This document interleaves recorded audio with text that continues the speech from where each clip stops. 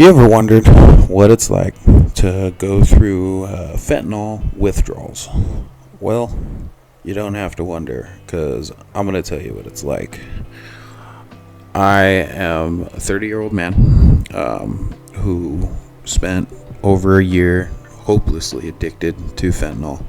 And that was just the crescendo of my addiction. I've been using my whole adult life, and even since I was 13 years old, I've been using hard drugs. The last year of my using, it picked up because of what I was using and how much I was using. Thought I was using oxys. They were actually pressed fentanyl pills. And I was so far in already that it was just cheaper to buy regular fentanyl and keep going, because I was too afraid of these withdrawals. I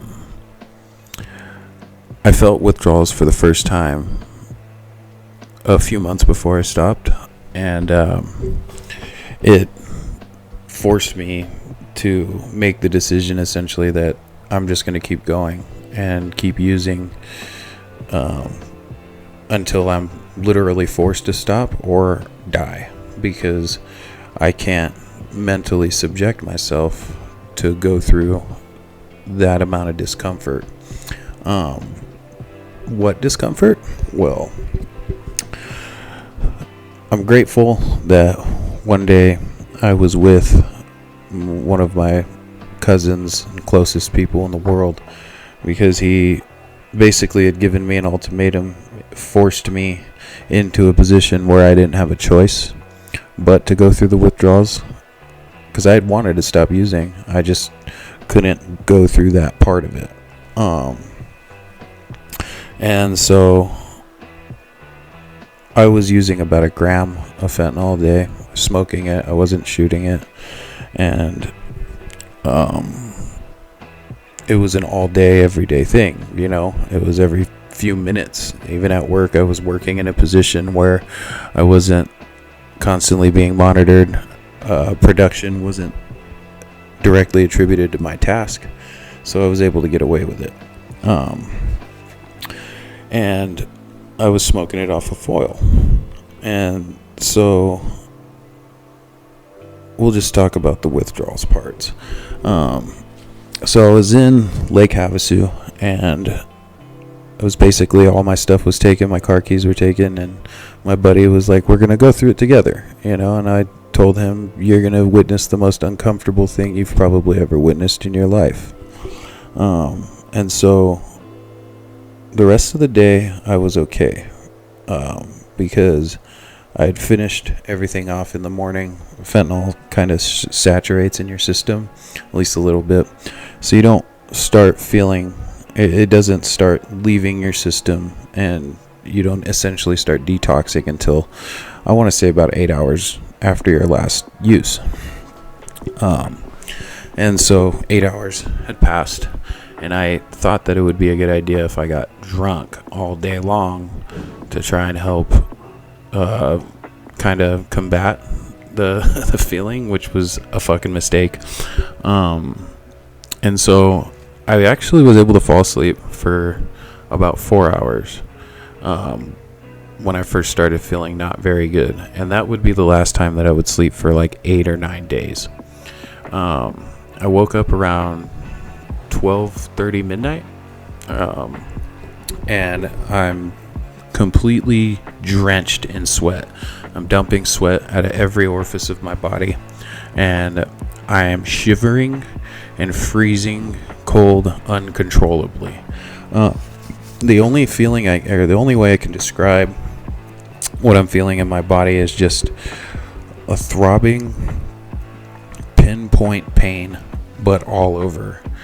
And I get this constant sensation of crawling in your skin, and you can't deal with it anymore, and you want to rip your skin off because you're so uncomfortable. Every movement is agonizing, every moment, like everything is just bad and painful and hurts. And so I stay like this for a couple hours, and then I try and get out of bed. I start needing to use the restroom. This is when the diarrhea, like projectile vomiting starts, and I start peeing a lot. It's like bright orange, like worse than what I'm actually using. And now my equilibrium is completely off, right? And this is now almost 24 hours after my last dose or use. And so now I'm walking around this Airbnb, and I'm literally trying to walk straight and I can't walk straight. I'm losing complete balance. There's no maintaining my balance whatsoever. I'm knocking pictures off the walls, and I can't even like aim like my shit or my vomit into the toilet. And then while this is all going on, I'm in throbbing, just pinpoint pain all over my whole body. Every little speck of my body is just throbbing, it feels like, and I just want to get out of my skin. And every minute that passes is taking like 50. I mean, like, time, I still can't comprehend how time was able to crawl as slow as it was. Every minute just felt like hours. And when the sun started coming up, it seemed to me like the sun was rising for like 6 hours. And we were in Arizona in the middle of summer. And so also this whole time I'm freezing my ass off, like shivering, like like teeth are shaking against each other. And I'm sweating profusely as well, just about. And this bathroom that I've been using is completely destroyed. There's shit, puke, piss everywhere. My buddy's poor wife had to clean up so they wouldn't get fucking charged. And I've paid them back and apologized, and everything's good now. But and then I would fill up the bathtub with hot water and try and lay in it, and I'd be laying in hot water, shivering, freezing cold. And then the sun finally came out, and again, middle Lake Havasu, middle of summer. It's about 110 out now, and now it's like we're getting ready to check out of the Airbnb. It's like 10 in the morning, and none of that has subsided. It's only started to get worse. And now I'm sitting in direct sunlight with a blanket over me, a sweater, and like I had shorts. I didn't bring any pants because it's summer, and I'm sweating and shivering just as bad and uncontrollably as I had been. Teeth chattering, everything just shaking, still crawling in my skin. That feeling doesn't go away for a very long time. Now, I had been stocking up on Suboxone through like an online doctor service to try and hopefully one day be able to stop using. And me and all my infinite wisdom, they say you should wait probably about 48 hours after you last used. Right about 24, I was like, no, it's got to help. It's got to do something. Well, it doesn't. It didn't help at all. In fact, I believe it sent me into what's known as precipitated withdrawals. So essentially made it even worse. And now I'm still pissing. I'm not vomiting as much because I've gotten rid of everything in my body. I'm just dry heaving now, uncomfortably, just disgusting dry heaving. And any fart that seems like it's a fart is liquid, and you just can't do it. You don't trust the fart. So we're getting ready to leave. I drove my own car out there, and it's very obvious there ain't no way in hell I'm driving anywhere, let alone all the way back to fucking Mojave, California, because that's where we're working. And so they decide that they're gonna put me in a hotel so that I can try and regroup and recover for a few days in there. And his wife drives me in my car. He follows in his truck.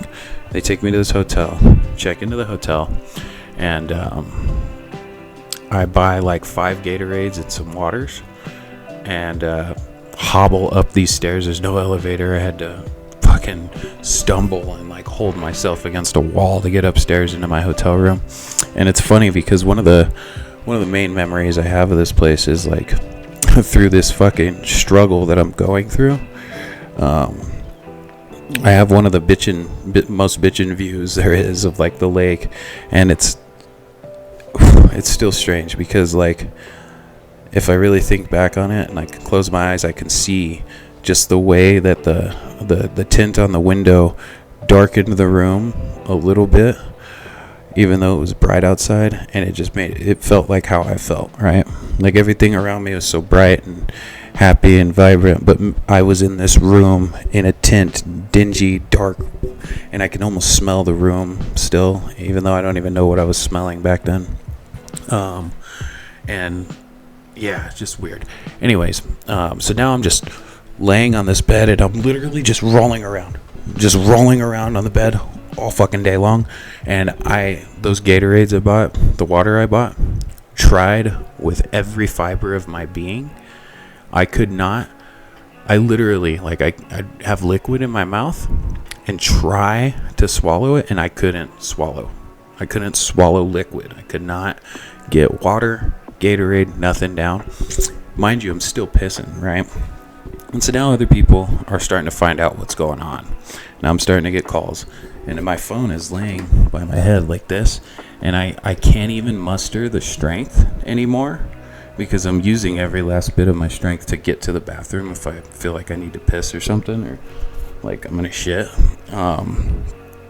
And like I can barely even swipe to answer phone calls and stuff. And so I'm in this hotel for like 2 days, just doing this, and I've got 10 different people, including my mom, calling me and saying, call the ambulance because it's not getting better. You should be noticing progress by now. This is like 3 days in and things aren't getting better. I just feel worse.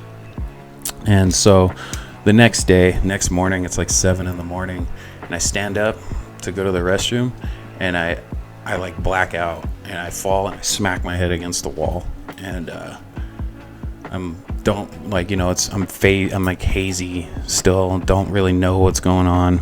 And so my mom calls me again, and she convinces me to call the ambulance. So I go to the hotel phone, I call 911, and I say, hi, my name is so-and-so. I am currently going through very intense fentanyl withdrawals, and I need an ambulance. I don't know if I'm going to make it. It's not getting any better. It's only getting worse. And this is 4 days in. And so ambulance comes. They put me in like the little chair, strap me to a chair, carry me out of the hotel room. I don't know this at the time, but when my buddy dropped me off, he told the hotel lady that I'm not doing well and that my car might need to stay there for a day or two after I check out. And she said that was okay, just to let her know. And I had no idea, and I didn't even tell her anything when I left. I just got carried out.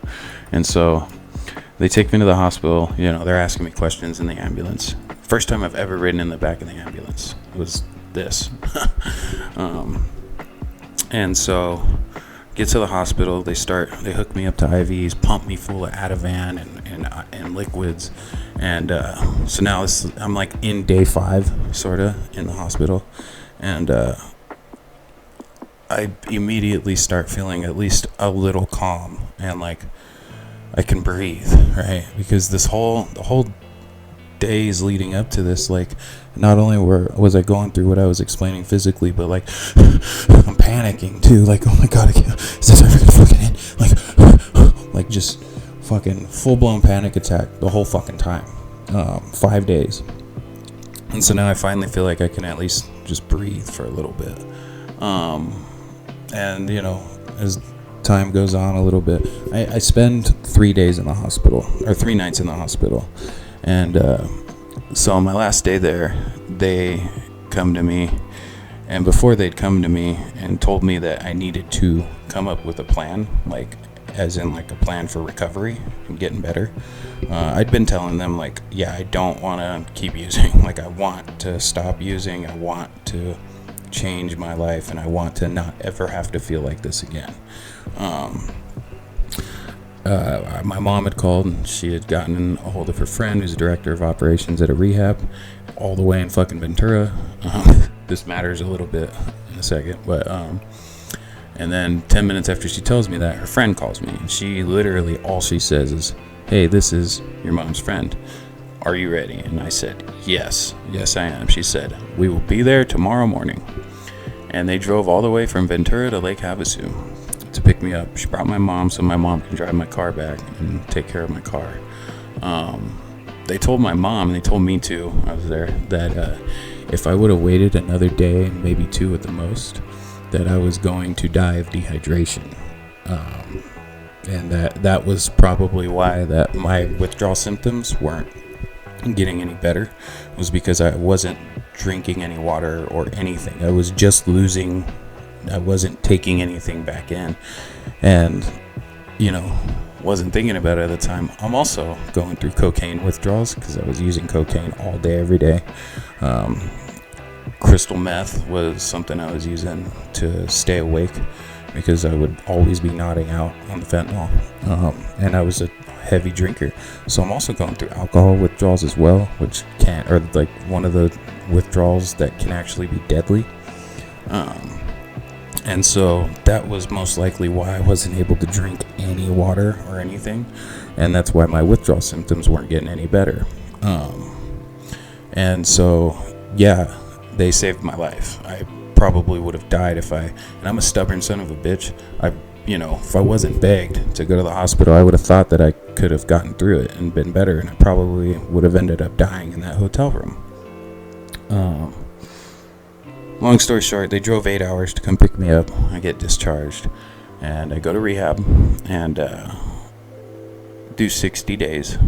And it's the most formative experience of my life. I learned more about myself in those days than I did the prior 28 years before that. And I've been clean over 2 years since.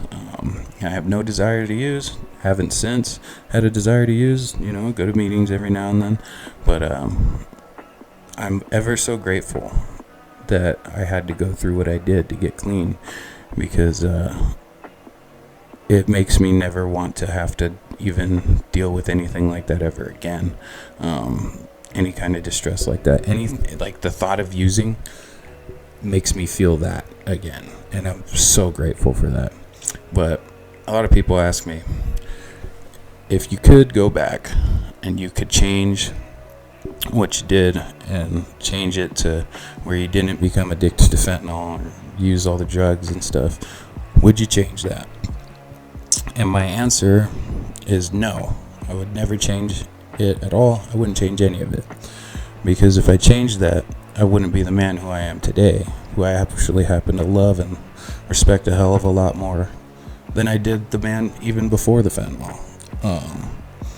I had to go through that and go through this to get through to the other side, and go through what I went through in rehab to learn what I have about myself. And it all made me who I am today. And if I didn't deal with that and I didn't go through that, then I wouldn't be who I am. So no, I wouldn't change any of it. I don't know why I felt compelled to share that, but I just thought maybe somebody needs to hear it. Maybe somebody's out there considering making the dumbest decision they could have ever made in their life. I was lucky. I was extremely lucky. Every single time that I used, I was rolling the dice. That could have been my last fucking breath that I was inhaling with fentanyl. I've nodded out on the road so many fucking times. I've ran my car off the road. I've fallen asleep taking a hit of fentanyl with my car in drive, my foot on the brake, and woken up 2 hours later with my foot still on the brake, car still in drive, and just happened to not roll forward or let off the brake. That's luck. That's not, there's no skill, there's no fucking any right decisions that you make to be in that position and get out of it unscathed. That's fucking luck. I got lucky. If you are considering, because you're going through something, using, use the phone instead. Call somebody. There's somebody out there who cares. Fucking message me on here. I'll fucking listen to you. I'll talk to you. Get through this shit. You don't need to pick up. You never have to use again. If you're struggling, you've been using, there are plenty of resources out there to help you.